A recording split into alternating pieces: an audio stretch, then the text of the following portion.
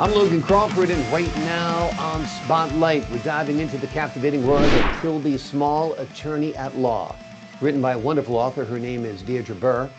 This riveting story follows a sharp-witted attorney navigating the high-stakes world of civil litigation while balancing love, career, and unexpected twists. Join us right now as we explore how Trilbi's journey through love, law, and Los Angeles will keep you hooked from start to finish.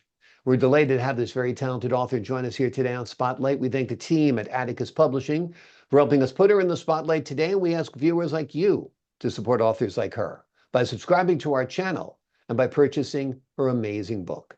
The links are below this interview. Diedra, thank you for joining us here today on Spotlight.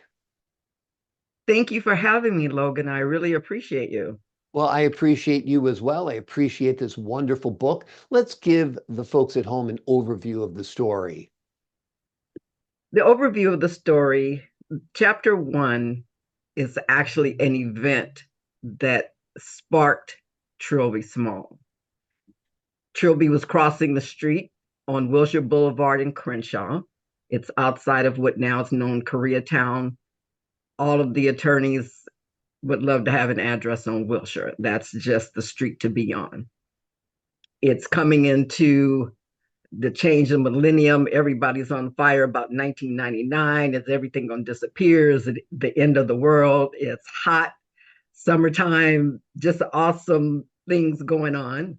And Trilbi's crossing the street, and this man is watching her from the other side of like 6 lanes of traffic. He's waiting for her. And when she finally crosses the street and steps up on the curb, he extends his hand to assist her. And this is where the story begins.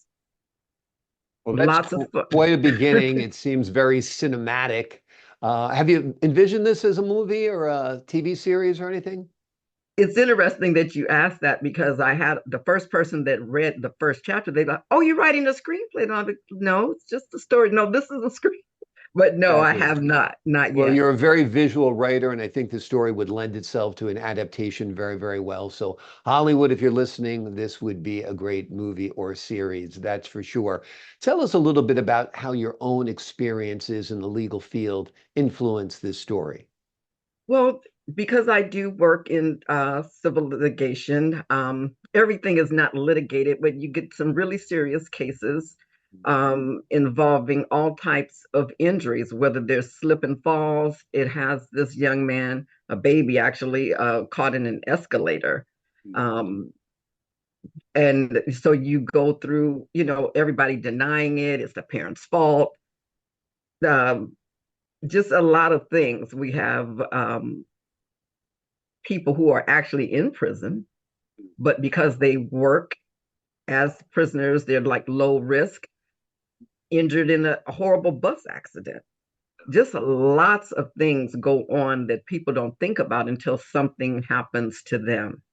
And that's been my work for the last 30 plus years.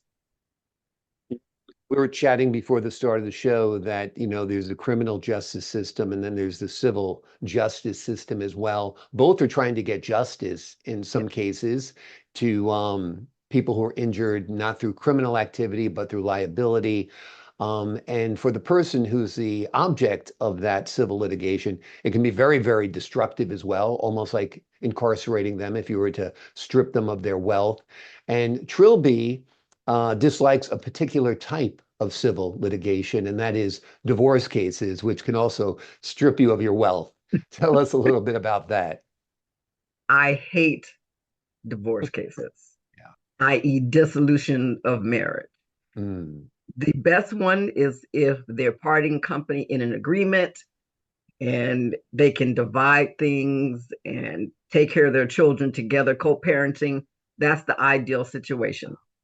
But that's not always the case, because if someone doesn't want it and they're fighting literally and physically, that's a horrible. And so I don't want to deal with that at all. So one of the most toxic things you can be a part of. Yeah, it's you see the pure hatred, pure evil, lots of lies, and innocent victims. I mean, you often have children who are, on the sidelines of all this, watching mommy and daddy rip each other apart legally, hopefully only legally and not physically. And it's awful, and I don't blame you. And you probably feel like taking like a Clorox shower after dealing with Honestly, divorces. Yeah, without a doubt. So that is your characters. How much of the character is you, Trilby? probably 50%, Hmm. Yeah. because the 50% exaggerated, imagined, and yes, idealized or whatever, right? Yeah. yes. Yeah. Exactly. Exactly. Um, Tell us about the setting of Los Angeles and how that influences your story. Well, Los Angeles is a metropolis Hmm. with, I would say, millions of people, whether they live in the area or come into the area. It's so many things to do, be, and see that it's just this huge influx. I was born in Los Angeles. This is my home. And so it's I don't take for granted being here nor the opportunities that come with being in Los Angeles. So it affords a lot of things to be around and see. And it's nice to have people that would consider um, me assisting them with whatever befalls them in the field that I work in. But you'll notice in the book that I have a friend that's always trying to get me to take a divorce case. And I'm like, no, stop calling me. But I'm finishing my volume 2 that is going to deal with my reluctance in taking a case that will change our lives forever. Exactly. So is this book going to be part of a series? It is. So Trilby, my pen name now is Trilby is a trilogy. And That's it's great. I like actually a that. 3 volume. Great. That's wonderful. That's wonderful. There's so many. Is how close is book two being ready to be released? Within 90 days. Awesome. That sounds great. Well, it's something for your fans to look forward to. Pick up this book, read it. You'll be ready in the next few months to pick up the next book, and then there'll be a book forthcoming after that as Yes. well. There's a lot of really cool elements in the story, such as Trilby's relationship with her twin nephews. Do you also have twin nephews? And tell us why you decided to include that in the story. The timing of the opportunity to write the book, it actually started in 2002 Mhm. and it sat on the shelf for all this time.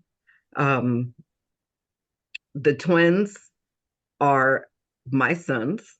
Mhm. And what prompted me to move forward with Trilby is that my son died in Mhm. 2021. So sorry. And this was something on the shelf that he was always pushing me. We got to do this. We got to get the purses out. And it's just been this journey. And so, as a part of my healing process, to be able to acknowledge him and them in the book and share them, and just kind of twist things around, but be able to acknowledge the life that he and my other son lived too. It's like a hat tip to him in the book, which is nice. Yeah. Yeah, without a doubt. Trilby's friendships with her girlfriends provide emotional support. Tell us a little bit about the role they play in the plot.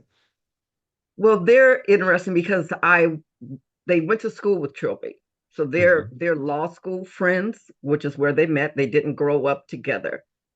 Their growth was coming into law school, going through 4 years of horror in Yeah. law school, Yeah. and then just staying friends over the years with marriages, relationships, divorces, children, and that's how they factor in. Gotcha. Now, in addition to writing pleadings and writs and other legal documents, is this your first time trying your hand at writing a novel? Yes. My first publication, well, I didn't publish. I did my copyright on what I classified as poetry, but Mhm. someone else saw them as lyrics. And so they were submitted for copyright and used two of them were used for songs. They'll be incorporated because I'm going to republish volume 1 and add some other things. Since it was my first try, you think about it after the fact. And since I'm coming with volume two, it allows me to add some of those lyrics and things like that, or poetry in volume one as well. Wonderful, wonderful. Yeah, the more I think about this now, especially now that you're making it into a series, the more I can see like Trilby Small, attorney at law, you know, a unique character as the protagonist, taking on the world of civil litigation, where she has a conscience, she has a sense of humor, she has unique relationships in her life. I think it would be really, it's a great book and it's a great series of books. I'm sure it will be when the others are released.